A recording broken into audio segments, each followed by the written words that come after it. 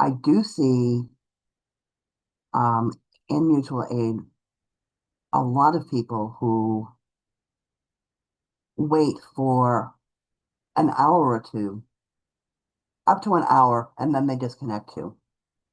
Or they call and are almost immediately disconnected. And they try morning after morning after morning and get nothing. Um, and people in the group will jump in and say, no, you have to go in person. Like, I know they say you can do this, but you have to go in person. I went in person and it was resolved in 15 minutes.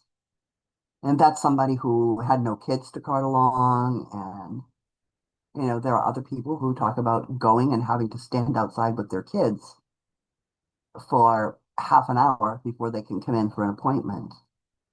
I know that when they set up out there, they were looking at car people. If you have a car, um, the new location out on Route 20 um, is better for you because you can drive your car and there's places to park where there was no place to park downtown. But the intersection of people on Snap with access to cars and people on Snap with no access to cars is pretty small. When the Center for Food Equity did the Worcester food the community food assessment. When we did the community food assessment, we sent an intern out to try and get to various places around the city. And they found that trying to take the bus from one part of the city to another could take up to 2 to 3 hours one way. And that is particularly hard out at that location. There's like a bus every hour, but if you don't make the connections right to get downtown in time to catch that bus, it could take you 2 hours to get there, and then hopefully you get done with your appointment in time to catch another bus back to the hub and then get back to where you're going. So an appointment that could take 15 minutes ends up taking almost the entire day out of your work week.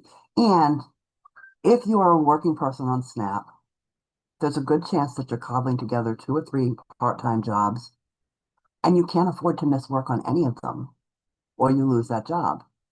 At which point you end up sitting there weighing, do I lose the job that lets me pay my rent? Or do I say, screw this because I'm only going to get $100 in Snap anyway? And for far too many, it wasn't worth it to me. So there's that.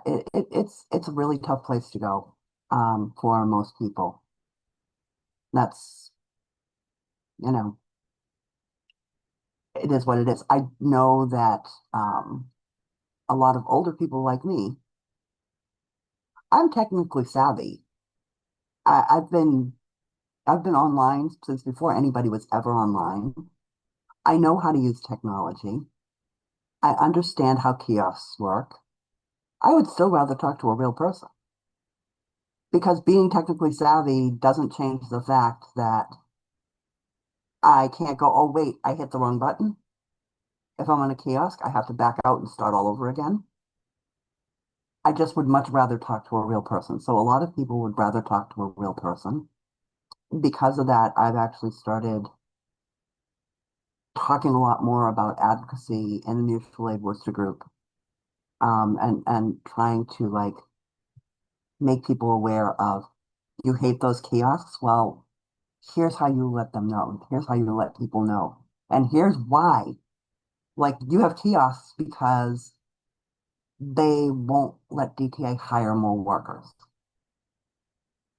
And so what we really need to be advocating for is for the governor to let go of some money because there's a rainy day fund and we're in the middle of a downpour. Can we please, like, get some more workers at DTA so that people aren't getting hung up on and losing their food benefits in the meantime.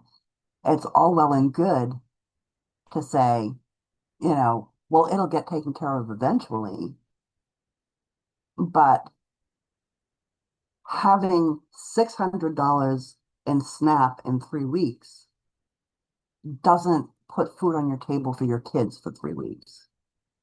It doesn't change the fact that your kids went through 3 weeks of whatever trauma it is that does that, like my kids might remember we had a lot of pancakes for dinner and they love pancakes for breakfast for dinner.